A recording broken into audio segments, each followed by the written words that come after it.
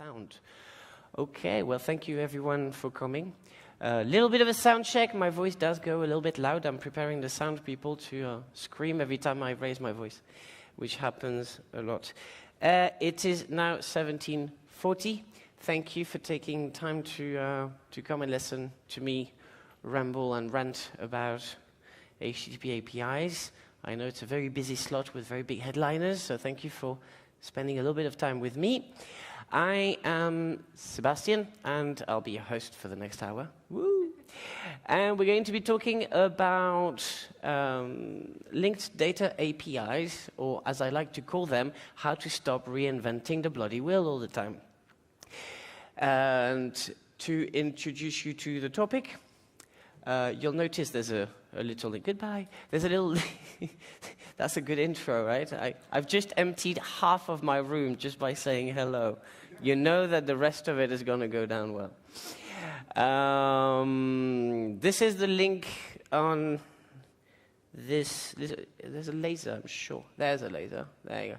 So here's the link where you can have access to the comments and the questions that people already asked, previous videos of the talk, and anything else that is related to that topic, in case you fall asleep, like I usually do, when you attend it.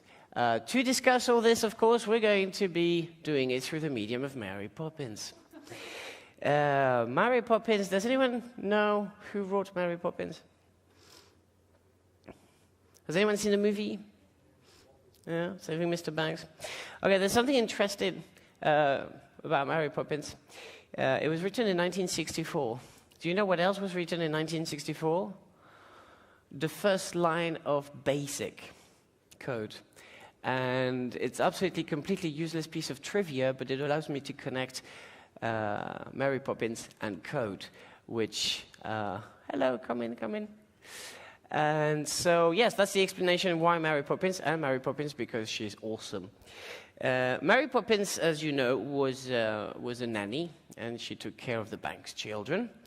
And then an economic crisis happened. I don't know if any president had an orange skin at that point, but certainly the economy was in a bad state. And so Mary Poppins decided to recycle herself into oops. I'm not very dexterous with this. She decided to reconvert herself and find a new job as a web development agency. Because that's what you used to do back in the days, you know. IP protocol over pigeon carrier comes from those days. It's an RFC, go check it out. But she decided to create a web agency to develop HTTP APIs. And so she went to her first consumer. She discovered that she had a customer already waiting for her. This is really not working at all. Click. Customer arrived. This is the pigeon lady. Everyone recognize the pigeon lady? And the pigeon lady said, oh, I've got a business model. I want to build an API. No, that's not how it usually happens, of course. That's not a business model. Any company that is trying to sell you an API as a business model is a company you should probably not learn the name of, for they will probably disappear very soon. However, there is a business model behind the pigeon lady. She wants to sell bird feed. She wants to sell bird feed, that's her business. She wants to deliver bird feed selling as a distributed software architecture, cloud, microservice, RESTful-enabled, insert next lingo in there. And so that's the first customers that they get. And of course, any good web agency, shoot, what's going on? Okay, I'm going to drop this because I don't like it. It doesn't work. Boom. So she wants to sell bird feed. We have established a need, feed the birds, and a service we're going to design, which is selling the bird feeds. Now, any good web agency has a junior developer in it. It says the junior developer is called Bert. Bert is very, very keen on HTTP APIs. He loves the idea that REST is CRUD with JSON over some random pieces of data that you send over HTTP and it just magically works. Because he read all the books, he read all the blogs, and he even put a V1 and V2 in his URLs. See my other talk about that. But So we also have proxy customers, right? They are the people that are going to use the API. They are very young, but very smart, so they already know how to use APIs, but they start from really not knowing very much, and they say, well, right, so there's a service about feeding the birds, we need to know how are we going to feed the birds? What's going to be the technology we use? So of course, but as a good expert beginner, is proposing to build our own network protocol, because who doesn't want to build an ASN1 parser? And Mary Poppins, of course, is not very impressed. And she said, no, I've read about this stuff. It's HTTP. It's really cool. Let's use HTTP instead. It goes everywhere, and everybody's very happy. Why are we using HTTP in services? It's a small community. I expect you to answer when I ask questions. Otherwise, I'm going to feel very lonely on this stage. Because it's a standard. Why is it good that it's a standard?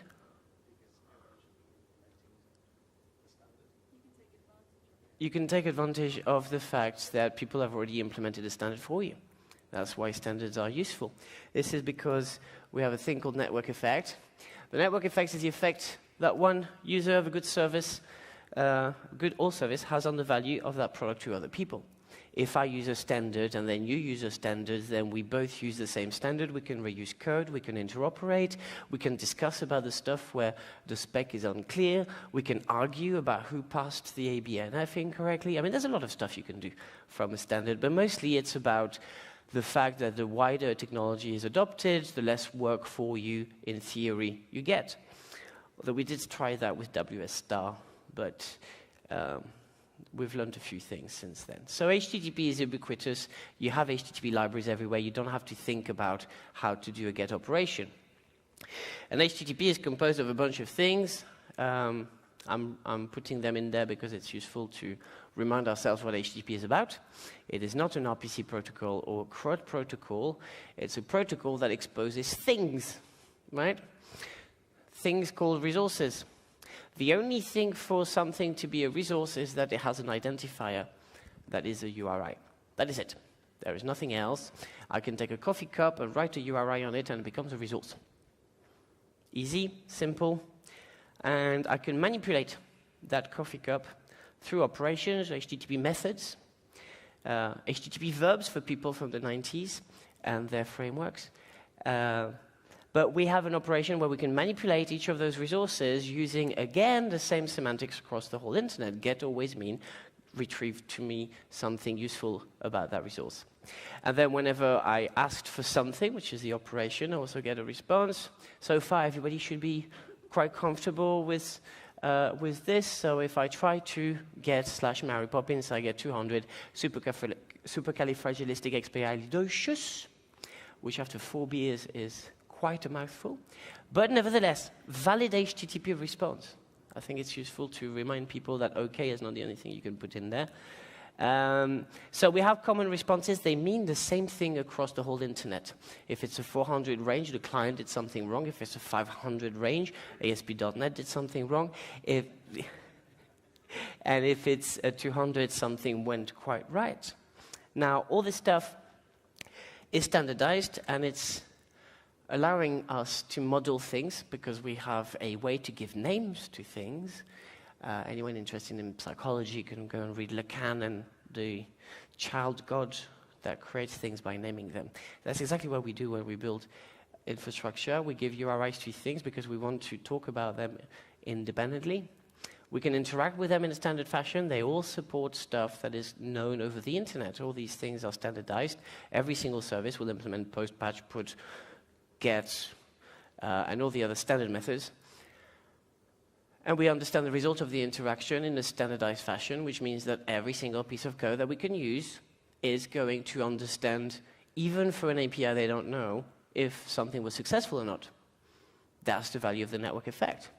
That allows us one interface to be taught for everything. The network effect is just not the technology, it's also the knowledge. If you know how to use one HTTP API at the HTTP level, then you can use the next one, right? All this stuff should be pretty basic, and everybody should now understand that. It was different 10 years ago when we were talking about this, because everybody was trying to write data on a get by fetching stuff in the URL query parameters, but thankfully we've moved on. People have discovered post. Yay. That's good. But this is why we do that. So I've got a website. I know how to send it a request, but I still need to know what to ask the lady, right? I kind of know that I want to, I'm a human being. If I go to a web page, how do I know how to order bird feed on the web page? Yeah, I click on the link because the link has a text saying buy bird feed. Or I bought bird feed from that lady, you won't believe what happened next, ... right? And so how do you interact with this stuff, right? I mean, you need to get a form to do it. So Bird says, oh, I know, I've just discovered that they are backup files from our databases, so why don't we just take that, send it to the customer, and then they can go in the binary and add the stuff they want and then go back, right? Our own binary representation of a resource. So Mary Poppins is not impressed, of course, because, you know, she wants to ship stuff. So they, instead of just saying a block of binary that is only for that service and only works for that service, she proposes to use a standard piece of JSON. JSON, like XML before it, is very good at representing structured data, right? So far, it's very easy. But just like HTTP gives us standard methods, standard operations, standard response codes, and standard identification, standard IDs, well, when you get to JSON, you've got a standard object that has a wibble, which has a key and value of wibble, right? If you're a generic processor and you know that it's application JSON, this is what you're seeing of the world. You have absolutely no idea what the wibbles mean because the application/JSON media type is just representing the structure. There's a thing, there's an object, and it has key value pairs, and it has other objects inside it, right? Is this useful already? What use do we get out of that? The fact that it's structured data in a standard fashion. What can you do with it if you know that it's JSON as opposed to just a stream of binary? Like if I click on something that is binary and my browser doesn't know it, it downloads the file, I can't really do anything with it. When it's JSON, is anyone using a JSON view in Chrome? Right. So JSON in Chrome, if you have the right plugin, will draw nice little squiggly things and nice little colors, and they will be unfoldable plus and minus, because what you've described in the standard fashion is the structure. There is a parent-child relationship between objects, and that allows a generic browser to provide generic functionality, which is to provide little plus and minus, just like XML did 12 years ago. Is it 12 years ago? 95 XML? 2000? I think it started in 96. And anyway, doesn't matter. Most of you were not born. Actually, all of you were not born, except for, but I won't say who. So yes, that's what we get with JSON. Right? We use JSON. Now we have structure. We've standardized on structure. That means that we can embed things in things. Common media types allow us exactly to do that. We have a structure that is common across the whole internet. We can try leveraging the network effect. We can reuse existing libraries again. But I just have a structure right now, right? It's a chunk of binary. I can't really do anything useful with it.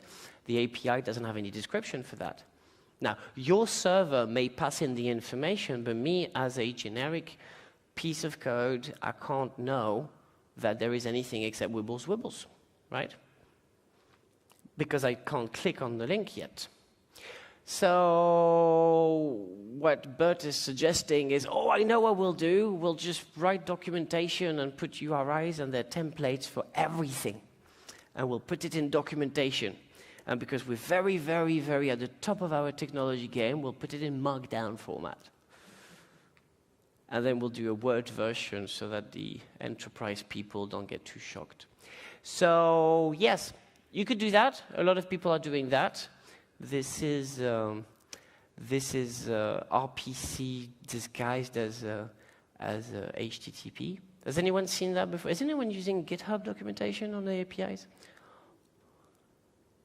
Yeah, they publish a whole bunch of URI templates for each of their URIs. If you want an issue, you take HTTP blah, blah, blah, /issues/ and then the ID, right? The identifier. But what did we discuss just earlier? What is an identifier in web technologies? A URI. That's why it's called a URI, a Uniform Resource Identifier. So when you publish a bit of string where you put an ID to give an ID, that's starting to be a little bit strange to me, because you already gave it a name. I don't know why you need to. But fair enough. People like exposing their internal IDs from their databases across the internet. I don't know. I don't understand. But yes, you could publish all the URLs, and a lot of services do that. This is usually my reaction when people suggest that. She's got better jaws than me, but she was younger than me at the time.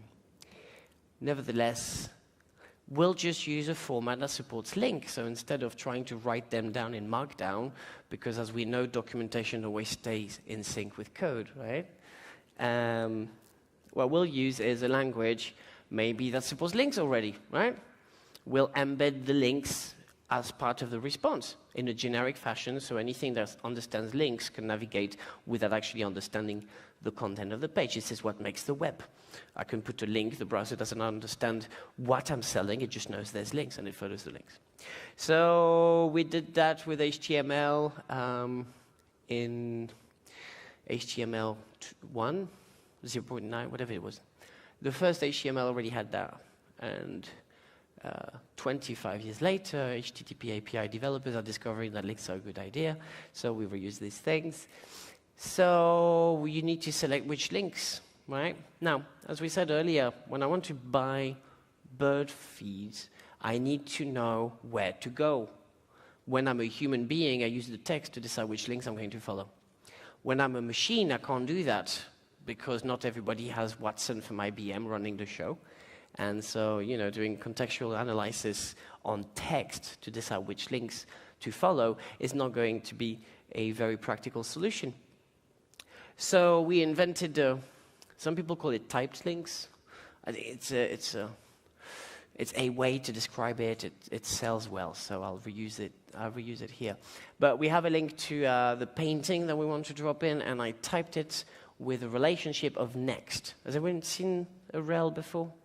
Has anyone not seen a rel before? No? Link rel equals style sheet, link rel equals alternate. There's a lot of different links. So we got type links by having the link and a description that is always standard as well, and always well described of which link to follow. This is the equivalent of the text on a page saying buy the bird feed here. So you follow this link because that's encoded as part of your contract very early on, saying when you want to buy bird feed, you find a link that has a rel of bird feed buying. So people invented a bunch of languages to allow you to do that. HAL is a good example of that, from Mike Kelly.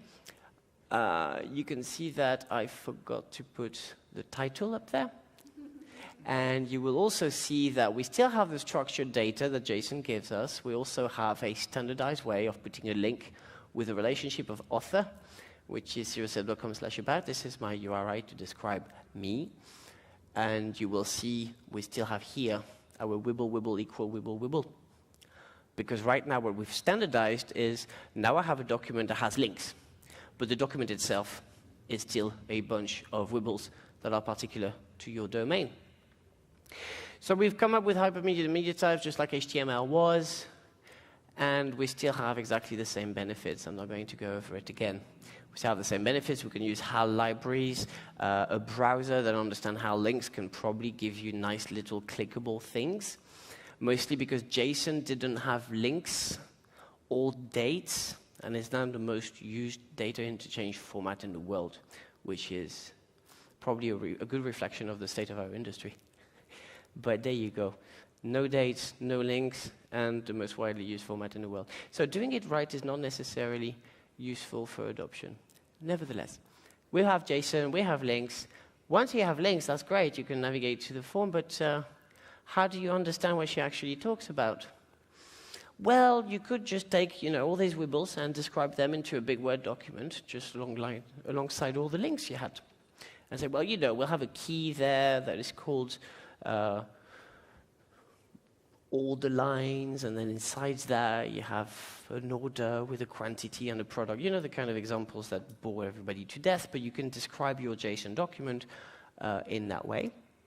And you could publish it in a Word document, says Bert, because it's easy, it's simple, everybody has Word now, right? And again, instead of doing that, we could just continue pushing all the stuff that you already know about, but pushing a little bit further down. And now you will notice, first and foremost, the absence of any wibbles. There is none, because now we use a standard not only for the links, but also for the format. So here, for example, so the context block, you can look at a separate bit. You can put that into another document. This is the description of the inside of the JSON document. This is what your JSON document is. So it looks exactly like all the JSON you ever send from your API. It has an author, and that author has a link. And here, the context is describing what this actually means. So author has a type of ID. What is an ID? We discussed that before. What's an ID? How do you write an ID? A URI. So we have a type of ID, which means a URI. That means that it has a name, and it is of type schema.org/URL. Technically, it could be an RDF. It could be an RDF person. It could be a type of data. The important thing is that all this is absolutely standard and compatible. If I have the internet, which I may or may not have,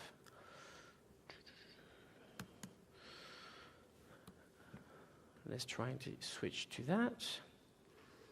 Mirror. There is the same value in the same value we have from reusing and displaying structured data and links using standard formats and HTTP operations has exactly the same in JSON for linked data. We can go to the playground here. And the playground is a little piece of application that shows you how you can navigate and discover the content of a JSON file that is annotated with json-ld. I can take an event, for example, and you will see that the event has, again, the same kind of structure. We have just the key values like you normally would in your JSON, although in this case it has little prefixes. And then we have a context that describes exactly what this is. So for example, this is a self-describing JSON document that says that DT start is actually a date. That's compatible everywhere. If I was to build a slightly better playground, I could display that using a calendar control in a generic fashion. Without knowing your API, I could extract the interesting information from it. The summary, the location could be standardized as well, and then I could go to any API, extract all the data without knowing what it is, and still manage to make sense of the content. More importantly, I don't have to write the documentation because someone else already did, because these things are standard. And so that applies to a bunch of things. Some of the examples are not very good, but the other one that is very useful is this one. There is a context that is just standardizing on schema.org. Has anyone heard of schema.org before? Is anyone building web pages here on the wide internet? Okay, so if you know about Google and SEO, you already know schema.org because this is how you annotate your web pages to be discovered by the browsers. This is exactly the same thing. It just says that, by the way, everything that comes there is defined by these guys, so I don't have to have that big block of confusing stuff that is very frightening to people that see json-ld the first time.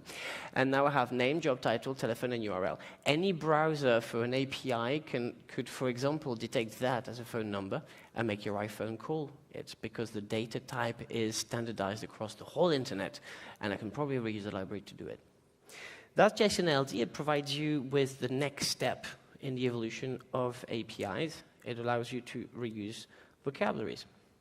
So if we switch back to this, there we are. That was json-ld content. So yes, now you have the form, all the information. You still don't know anything about what you're doing, but you're building a generic browser because you want to reuse code. So now we know about the data, the contents that is in there. And now we want to pay for it, but we only have links and data right now, so we can't really do much more. And remember, we were talking about operations earlier. We've not covered these yet.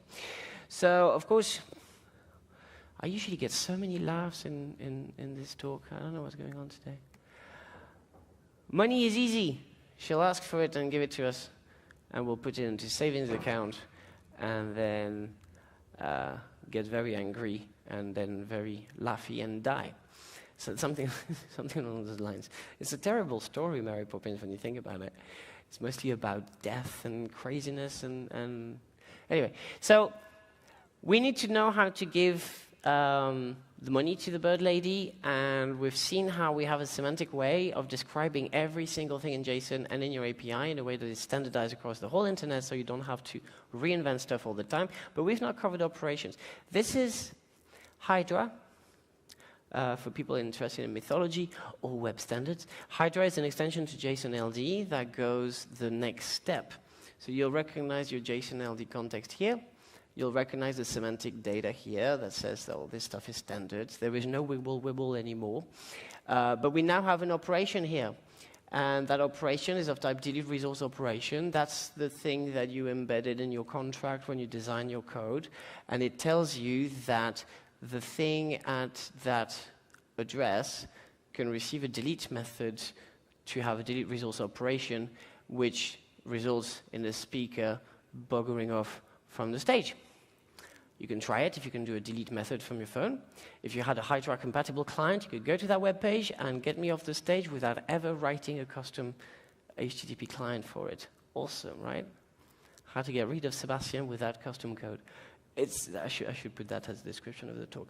So Hydra is a way of describing resources. I used to have a demo for that, but it's unfortunately broken. So trust me when I say we could still apply the same thing we've seen since the beginning, generic browser that can now visit an API, show you all the operations, show you semantic data, showing you rich information about the JSON that is possible, and even allow you to go to each of the operations that are supported, a little bit like OpenAPI and Swagger and the other 25,000 different standards we have.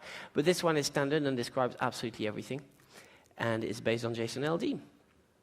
So, of course, at that point, the children are very excited. They learned so much, but they want to understand a little bit more about the concepts we saw. Just a little bit more, because we want to go early in this talk for there is a party afterwards. So we described the fact that there is a thing, right? There is marypoppins.com. I don't know if it exists, but I hope it does. And we have the author of the page, which would be here, PL Travers. We've discussed that at the beginning. And basically what we have is a thing that has a types link, that's what we discussed, of author, with another thing that has an identifier, and that's a typed link between the two. And now we're going to go into the thing that you can tell your friends or other conference attendees when you start presenting. This is the stuff that makes you look smart. This is called a subject. This is called a predicate, and this is called an object. Anyone that has done a little bit of grammar in a language they don't know might recognize those terms. It's also the standardized way of discussing about, so we're going to skip that. We're going to skip that as well, because I don't want to do it. This is how you make people believe that you are very advanced in what you do. My bid is better at math than you, which is not untrue, for I'm terrible at math. But this is called a directed graph. There you go. Now you have the keyword. You can look very smart to people. We have Mary Poppins. Mary Poppins has an author, which is PL Travers. Cyril Seb knows PL Travers. I swear it's true. That relationship is also standard. This is friend of a friend. It's a vocabulary that describes people that know one another. And PL Travers has a homepage for marypoppins.com. There you go. All these things are different nodes in a graph that you can traverse. This is what your browser already does continuously, and what your HTTP APIs could do if you design them without wanting to reinvent the wheel all the time by building your own custom JSON in a very poor fashion, by throwing objects down a serializer and hoping for the best. Because if you're going to do RPC, just don't bother with JSON. Nevertheless, What we've seen mostly is vocabularies and ontologies. What we have seen is instead of designing your API as a bunch of DTOs that literally take the data from your database and throw them out in JSON and hope for the best, and because you're not sure you'll ever manage to evolve any of this stuff because you don't even know how it happens because your framework does it for you, then you slap a V1 on it just in case, and then next time you can break stuff by doing a V2 and lose half of your customers in the process. And basically what you're doing is building more and more walled gardens. Every single API needs to have a custom client. Every single custom client increases the number of libraries you have to do. I will say that the majority of companies I work with have at least 20 different client access libraries to access their HTTP services, and that's in the same building. Just imagine the amount of code that took. So, I'm not giving names, but you know what I mean. And it's all over the place like that, right? Because everybody wants their own HTTP client, so we have 200 of them, all doing things slightly differently. So instead, what we can look at is using vocabularies by extracting the information, agreeing on the terms they have, and creating a list of terms that are standardized and that other people can reuse if they want, which maps very nicely to ubiquitous languages at DDD and a couple of other concepts, especially as you can start doing equivalences between all these things. This is the stuff that the semantic web tried to do a long time ago, but because it was not based on people actually doing anything useful for businesses, it didn't really go and exploded. But today, we have a real need to stop rebuilding the same stuff over and over again. And so you can start learning a language, a vocabulary once, say schema.org, because you already need it for Google, or friend of a friend, or DC core. All these things are well known. You've been using them in HTML for a while. You can apply them to your APIs. They have to be learned once. It means that developers in your business will be able to reuse the same knowledge of the JSON format you use without having to rewrite a single HTTP client ever again. And you can learn so many languages and start leveraging the code. We don't really need custom media types anymore. Although Mary Poppins has always been a very, very optimistic person. If anyone is interested, I'll explain to you why media types are still very interesting in combination with json-ld, so that people don't see the @ context in the JSON, so they don't freak out because they don't know what it is and it looks weird because there's an @ in it. We can define a custom media type that has the definition of json-ld as part of the media type, and then it looks like your traditional JSON. You can just annotate your existing API and start making sense of it. I could explain to you how to do it, but don't now. Come and see me at the party. I'll be here all night. So we may not need custom media types anymore, and that's probably a good thing. And it's another successful project delivered.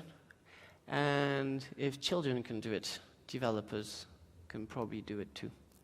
So I'll take any question if you have any. No, fantastic. So, quick reminder, this is my name, Serial Seb. If you want me, sorry. Finally got a laugh, that's good. If you want to talk to me, Serial Seb on Twitter, that's where I reply. That's my website, you can find a whole bunch of content about this stuff. And I want to thank you very much for coming.